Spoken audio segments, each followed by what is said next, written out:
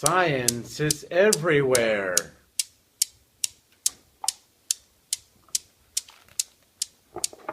Bill Nye the Science Guy. Bill Nye the Science Guy. Bill Nye the Science Guy. Science rules. Bill Nye the Science Guy. Inertia is a property of matter. Bill Nye the Science Guy.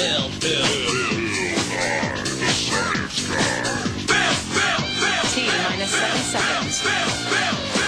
Bill Nye the Science Guy.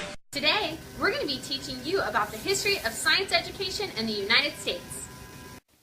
Did you know that science education began in colonial times? When settlers first arrived on American soil, not a whole lot was going on in regards to science education. Early education was primarily for an agrarian society that later needed to be expanded for the Industrial Revolution. After the War of Independence, education was primarily for religious and private purposes. Curriculum at these private schools consisted of astronomy, physics, chemistry, navigation. In 1779, Thomas Jefferson called for an education bill that said education was for those that were of worth and for genius. During the Industrial Revolution in the late 1700s and early 1800s, science started to change greatly. This shifted education from an agrarian society to a more technological and advanced sciences. Science rules. During this time, colleges started to require physics and chemistry. Physics was considered the most important, chemistry the second, and later biology was added. In the 1890s, there was a school reorganization. The systems went to a 6-3-3 system, meaning that there were 6 years in elementary school, 3 years in middle school, and 3 years in high school. In 1893, the Committee of 10 was formed. This was from college universities around the United States, and they formed this committee to standardize high school education. And they decided that each student should be in school for 12 years. They required them to take physics, chemistry, and biology. Science rules. In 1905, Albert Einstein came up with some world-changing discoveries. First of all, he discovered the theory of relativity that says as you approach the speed of light, you can actually make time slow down. Also, he came up with the theory E equals mc squared, which says that a very small amount of mass can be converted into a great amount of energy. And this eventually led to the discovery of the atomic bomb. From 1910 to 1930, general science developed very rapidly and began to teach as early as 7th grade. In 1915, the General Association of Science and Math Teachers Committee developed unified high school courses. In 1918, the National Education Agency Commission on Reorganization of Secondary Schools offered 7 cardinal principles as overall goals. Number 1 was health. Number 2 was construction of fundamental processes. Number 3 was worthy home membership. Number 4 was vocation. Number 5, citizenship. Number 6, worthy use of leisure time. And number 7, ethical character. Science is cool. In the 1930s, general science is added to 7th and 8th grade curriculum, and advanced sciences are added to 11th and 12th grade. And biology becomes the 9th grade science. In the 1940s, World War II sparks the advancement of science in aviation, in electricity, and also the first atomic bomb blast. Did you know the Slinky was invented in 1943? Science rules. Science rocks.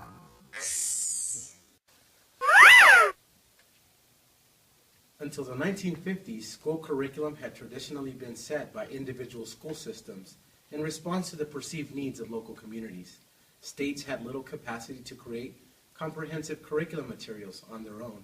School publishers were relied to develop textbooks that set curriculum.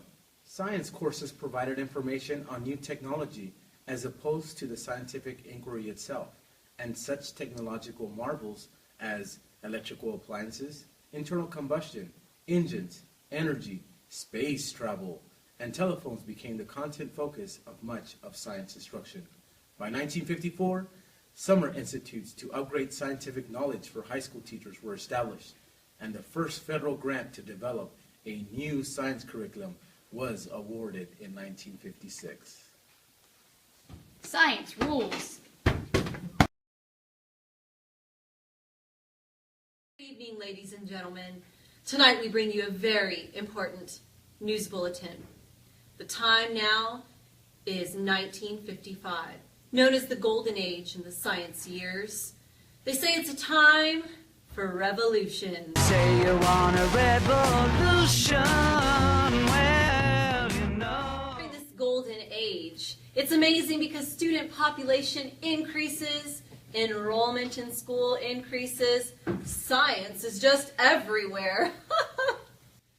The goal now for students is to become mathematicians and scientists, and it's amazing because we've got a space race going on. That's right, a space race. The U.S. becomes more competitive in 1957 because of a space race. In 1957, Russia launched Sputnik. Ladies and gentlemen, in 1959, the Woods Hole Conference is held, and this conference was for scientists and for teachers to gather for 10 days to discuss the curriculum of science, what should be taught to the children of the United States. In 1961, we no longer think of science as being flexible.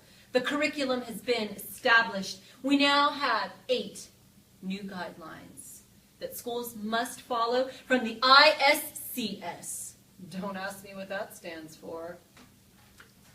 It's the Intermediate Science Curriculum Study. 1969, Neil Armstrong lands on the moon and walks. It's amazing. Who has the last laugh now, Russia? All that fabulous funding paid off. Science rules. Oh! Science rocks! President Reagan's fiscal year 1982 budget slashes funding for the National Science Foundation by 70%, eliminating all NSF support for K-12 science initiatives, including teacher institutes and curriculum development. In 1983, the National Commission on Excellence in Education issues a wake-up call to the American public with its Nation at Risk report, charging that the U.S. schools are failing to prepare students to compete globally. In 1985, Florida passes a law allowing students to opt out of dissecting animals in science classes.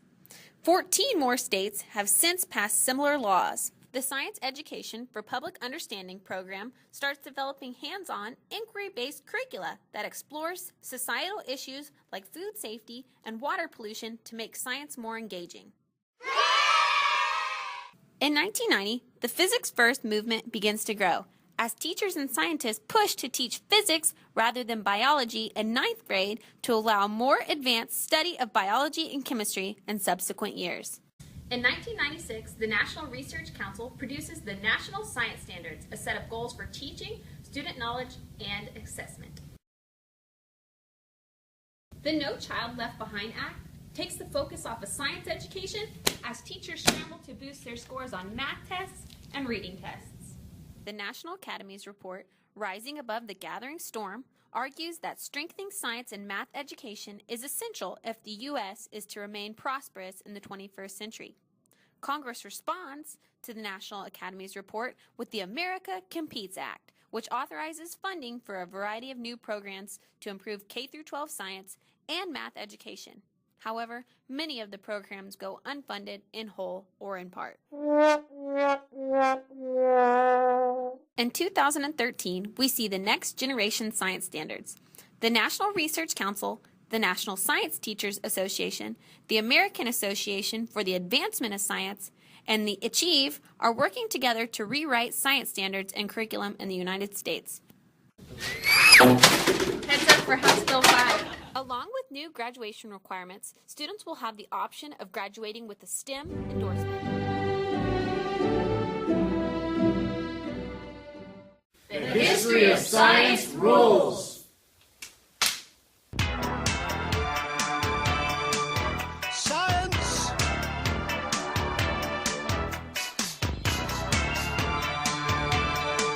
Science!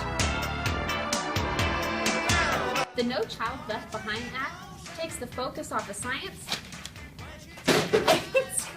I'm just a poor boy from a poor family. He's just a poor boy from a poor family. 1, 2, 3. Science is cool.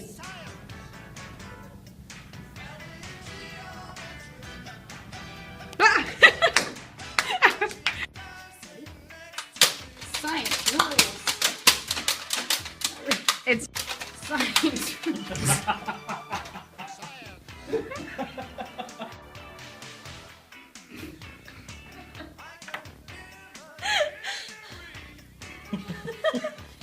The goal nowadays is for students to become scientists and mathematics to make mommy and daddy happy.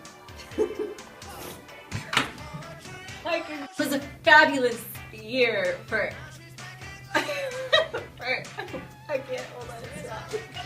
1957, the world changed. I'm so sorry. What's that, Sputnik?